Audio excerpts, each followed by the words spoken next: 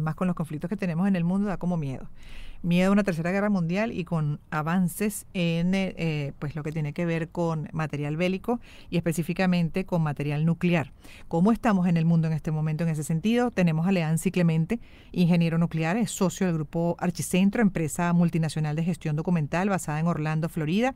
De hecho, amenazas van y vienen. Voy a leer una de las últimas de el presidente Vladimir Putin, quien dijo que Rusia consideraría un ataque de un Estado no nuclear que estuviera respaldado por uno con armas nucleares como un ataque conjunto, en lo que podría interpretarse como una amenaza a utilizar armas nucleares en la guerra en Ucrania.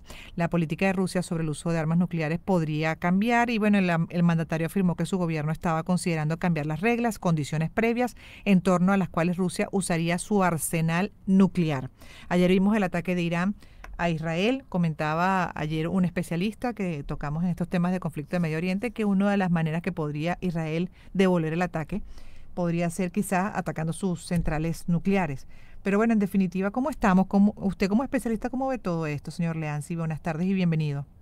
Bueno, gracias, Gladys. Saludo a tu audiencia. Pero la veo con mucha preocupación realmente, ¿no? Pero para poner en contexto a la audiencia, rapidito con lo que se refiere al armamento nuclear, que es quizá la mayor de las preocupaciones nuestras en el sector del uso no pacífico del sector nuclear. En los arsenales nucleares que existen en el mundo, lo podemos dividir entre lo que tiene Rusia, que estamos hablando de aproximadamente 5.600 bombas nucleares declaradas, y la que tiene la OTAN, que es compuesta por los Estados Unidos, Inglaterra y Francia, que iguala ese número. ¿Bien? Pero también hay otros actores que tienen armas nucleares. China, por ejemplo, se le calcula que debe tener unas 600, y todos esos cinco conforman lo que se llama el Club Nuclear Declarado, que son los miembros también de las Naciones Unidas, del Consejo de Seguridad de las Naciones Unidas con poder de veto. Pero hay otros actores también. Israel. Se le calcula entre 300 y 450 armas nucleares que han sido prohibidas, por supuesto, por los Estados Unidos. Pero también tenemos Pakistán y la India. Cuando ellos se separan, queda un problema entre ellas por la región de Cachemira. Pakistán tenía un ingeniero metalúrgico trabajando en Euratom, que es el centro donde se produce uranio enriquecido Ujú. para reactores nucleares de Europa. En ese momento la primer ministro era una mujer de apellido Bhutto, y ella se lo trae. Y él, con esos conocimientos, el enriquecimiento de uranio, que es lo único que se necesita para construir una bomba, logró construir bombas nucleares. Por supuesto, inmediatamente la India se prohibió de armas nucleares, comprándolas en el mercado negro, con acuerdos con Inglaterra, etcétera. Y luego tenemos otros actores que son Corea del Norte, que viven una permanente amenaza. A mí me Ujú. preocupa mucho ellos porque ellos están no solamente haciendo pruebas nucleares, sino tienen cohetería. Y entonces una bomba nuclear más un cohete es un misil, ¿no? Y luego está Irán. ¿Qué pasa con Irán? Irán, cuando el Shah de Irán tenía un proyecto de 26 reactores nucleares para Irán, porque él era de la política, que ahora que se está entendiendo por qué el petróleo era para venderlo, no para consumirlo internamente. De hecho, yo en el MIT tuve muchos compañeros de Irán que se estaban formando en el sector nuclear. Luego Irán, para caer Shah de Irán, viene Khomeini, se para todo ese proyecto, y ellos lo retoman de nuevo y empiezan con unas amenazas. Entonces se conforma el grupo de los seis, que son Alemania, Inglaterra, Francia, Estados Unidos, y el Organismo Internacional de Energía Atómica, que es el apéndice nuclear de las Naciones Unidas. Y a mi consideración, es el único de esos organismos que no es un elefante blanco, donde yo fui Mm. representante de Venezuela por 3 años ahí. Bueno, para hacerte el cuento corto, se logran unos acuerdos con Irán, después que se hace un bloqueo petrolero, etcétera, en donde ellos se comprometen que el OIEA va a fiscalizar las instalaciones nucleares, sus instalaciones nucleares de enriquecimiento. Para que el público entienda qué es enriquecimiento. El uranio se consigue en la tierra, como cualquier otro mineral, de dos maneras. o compuestos por dos isótopos, el 238 y 235. El 235 es el que se utiliza para hacer reacciones nucleares, pero viene en menos de 1%. Entonces yo tengo que aumentar la proporción del 235 en un proceso de enriquecimiento. Ese proceso de enriquecimiento se hace en centrifugadoras. Por ejemplo, cuando estás lavando la ropa, que viene ese proceso de secado, eso es un proceso centrífugo. ¿Sí? Cuando termina ese proceso, los blue jeans, que es la ropa más pesada, queda pegada a los lados de las paredes del envase. Y el uranio 135 queda en el medio, o sea, es el equivalente a las medias, a los blumen, etcétera, ¿no? Si tú vas haciendo, repitiendo eso millones y millones y millones de veces, con muchas centrifugadoras, empiezas a aumentar la cantidad de 235. 3% para reactores nucleares, 20% para reactores de investigación, pero más del 90% para bombas nucleares. ¿Qué es lo que pasa? El OIEA se compromete a hacer una inspección de cuántas centrifugadoras para calcular cuánto están enriqueciendo. Sí, y al regreso me gustaría que habláramos justamente sobre, además me llama poderosamente la atención y me hace hasta ruido, la cantidad de bombas, ¿no? En este caso nucleares, porque el concepto que uno siempre ha tenido, y ahí también para como especialista usted al regreso nos orientará mejor, es que ya una destruye bastante. Entonces cuando se alimentan de tantas, ¿no? Cuando almacenan tantas, uno dice, pero más o menos como para qué. Porque en este planeta con una o dos ya nos acabaste a todo, o estoy equivocada en la percepción. Al regreso, por favor, su punto de vista, como también su opinión sobre esto, que fue noticia el 19 de septiembre, que Venezuela fue electa como miembro pleno del Organismo Internacional de Energía Atómica.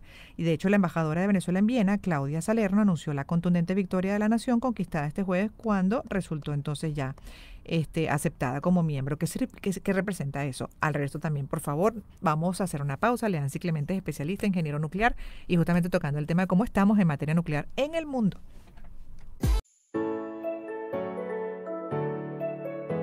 Empezamos el año en su compañía. Circuito Éxitos.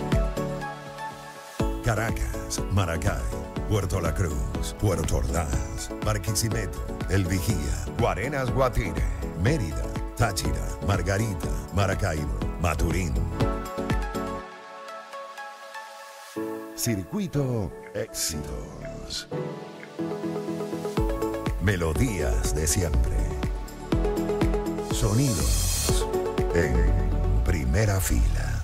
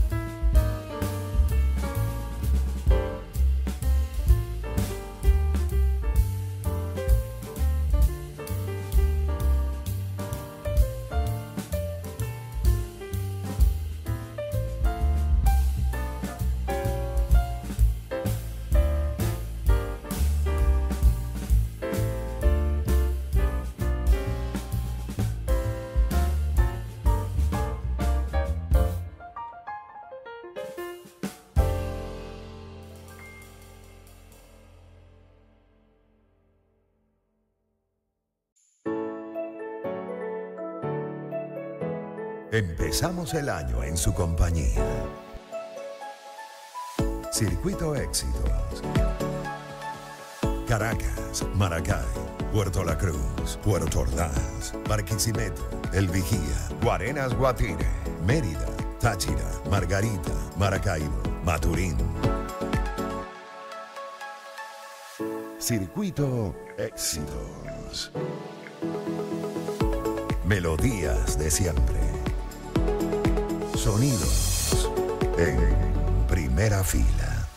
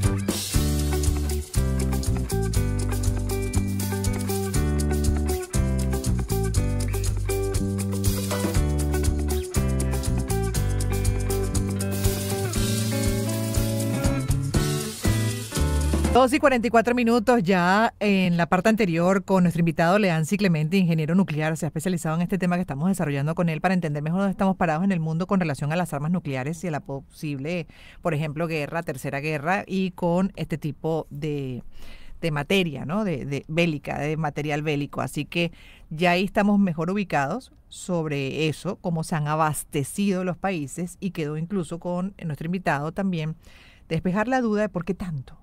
¿Por qué tanto están almacenando si, según lo que yo entiendo, y corríjame si estoy equivocada, con una o dos, y a los niveles que se están elaborando estas bombas atómicas, nucleares, pueden destruir el planeta?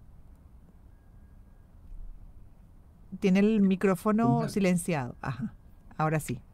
Listo, ya lo estamos escuchando. Una de las tecnologías más complicadas que existen es la energía nuclear, realmente. Entonces, como toda tecnología ha venido evolucionando. En la medida que ha venido evolucionando, se han logrado bombas atómicas, y a mí me cuesta decir esto, Gladys, te lo confieso, más potentes, más destructivas. ¿Ves? Y entonces, esos arsenales han quedado atrás, pero no se han deshecho, ¿no? Yeah. Y por eso es que hay tanto. Pero, por ejemplo, ahorita Rusia tiene una bomba, la bomba atómica más poderosa que hay, que si la lanza sobre Kiev, Dios no lo quiera, con una sola bomba desaparece Kiev. ¿Okay? En un radio de 80 kilómetros, en un radio de 6 kilómetros desaparece todo. De 20 kilómetros la radiactividad y el calor acaba con todo. Exacto. Y luego le viene la radiactividad remanente. A mí lo que me preocupa son dos cosas rapidito. Es la actitud de Vladimir Putin, ¿no? Que es desesperada. Como decimos en Venezuela, el muchacho le salió con testón. A él le habían dicho que esa guerra iba a ser un paseo. Ya llevan casi 2 años en esa guerra. Yo soy capitán de la Marina retirado. Y ya me hablaste como militar. El costo que lleva esa guerra para Vladimir Putin, con todo el bloqueo que tiene, es inmenso. Logística, médicos, medicina, caucho, vehículos, gasolina, comida, uniforme, armamento, todo eso, ¿no? Entonces, ¿qué es lo que pasa? Ese tipo de políticos, de dictadores, se aferran tanto al poder que ya forma parte de sí mismo. Y si él ve que está perdido, puede echarle la mano a una bomba nuclear. Son los grandes temores que existen. Por otro lado, en Irán, acuérdate que cuando estaba, me llevaba, no me acuerdo el nombre de aquel presidente, que hace como 20 años, cuando tomó la presidencia, que fue lo primero que dijo, había que desaparecer a Irán, a Israel, perdón. A Israel. Entonces, esas confrontaciones que ya entran no dentro de lo político, ni lo geopolítico, ni lo estratégico, sino ya de lo religioso, del fanatismo, es lo que a mí me preocupa de verdad. Mm. A mí también, de hecho esa frase de Amenella, yo cuando la escuché hace muchos años, a mí me quedó tan presente que siempre la refiero. Yo digo, ¿cómo puede un ser humano considerar que otro debe desaparecer del planeta, no? ¿Qué Sí, postura así es ante la existencia? Porque podríamos decir lo contrario. Podría quizás el otro entonces también decir, bueno, tú no deberías estar bajo esa filosofía, esa manera de abordar la vida y en las diferencias, ¿no? Acabarlas y de verdad que cuando uno ve eso dice, bueno, definitivamente estamos ya a un nivel de locura que si los dejas, sobre todo los que llegan al poder bajo esas visiones extremas, se desaparece la humanidad, acabamos con el planeta y con armas, por ejemplo, como estas, las nucleares, con bombas atómicas. Entonces, por eso queríamos con usted revisar, porque sentimos además que está muy convulsionado el planeta, que la geopolítica está muy enredada, ¿no? Y hay como bloques y esos bloques hasta dónde pueden llegar con lo que ya tiene con ese arsenal. sí. Mira, y lo que se refiere a Venezuela, no es que Venezuela fue admitida en el OIEA. ¿Ya? Venezuela es miembro fundador del Organismo Internacional de Energía Atómica. Acuérdate que el primer reactor nuclear en Latinoamérica lo tuvimos nosotros en el IBI, gracias para mí, el científico más grande de la habla hispana que hubo, que fue Humberto Fernández Morán, el creador del actual IBI. Yo fui representante de Venezuela ante ese organismo durante 3 años. Ese organismo tiene una junta de gobernadores, que es el equivalente al Consejo de Seguridad de las Naciones Unidas. ¿Por qué es importante? Ahí va a estar 2 años y representa a Latinoamérica, porque es donde se toman las grandes decisiones de la asistencia técnica. El organismo tiene una cantidad inmensa de dinero que los países no utilizan para asistencia técnica. Un ejemplo rapidito. Aquí en Venezuela, la soya que se produce en Maracaibo no pegaba bien por la característica del piso. Entonces, como no podíamos cambiar el piso, lo que hicimos fue adaptar el grano de soya al piso. Yo era director del Consejo Nuclear en esa época, me traje un hindú que con la Universidad del Zulia hicimos un proyecto y llegamos a tener 10 toneladas por hectárea, ¿ok? Pero por supuesto que hubo el cambio de gobierno, llegó Lucinchi y eso se perdió. Y el hindú, como todos los extranjeros que vienen para Venezuela, se enamoró de una maracucha y se quedó allá. Me imagino esa mezcla. Pero qué interesante porque además nos faltó tiempo para hablar de ese otro lado, ¿no? Que es, por ejemplo, la fuente de energía. Estábamos hablando solamente de su uso para potenciales guerras, para atacar a un enemigo y que nos pone en una situación de vulnerabilidad muy alta ante el desarrollo y el almacenamiento que hoy en día se tiene. Pero en otra oportunidad hablaremos con usted justamente de lo que se viene haciendo, esos proyectos incluso que están planteados para desarrollar en diferentes áreas. Tengo entendido que hasta en salud, bueno, el tecnológico, Alimentación, obviamente, conservación de alimentos, de am- la parte de la alimentos, arquitectura. sí, Mira, hay infinito. 2000 áreas en las cuales se aplica la energía nuclear con fines pacíficos. Sí, por eso creo que sería chévere en una segunda parte hablar de ese otro ángulo, ¿no? Pero por lo pronto estamos bastante Pero, más claros de ese en particular que nos asusta y mucho y con razón. Y como bien inició además el especialista justamente Leancy Clementine, ingeniero nuclear, que le preocupaba porque cada vez son más potentes. Feliz tarde para usted, gracias por habernos dedicado estos minutos. con honor, Gladys. Un gran Mm, abrazo a todos tus oyentes. Gracias. gracias, gracias, gracias una vez más. Vamos entonces rapidito.